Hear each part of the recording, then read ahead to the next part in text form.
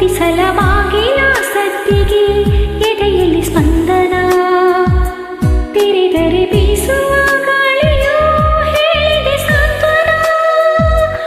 ಓ ನನ್ನ ವಿರಹವು ನಿನ್ನಿಂದ ಇನ್ನು ಚಂದ ವಿವರಿಸಲಾರೆ ಎಲ್ಲ ದೂರದಿಂದ.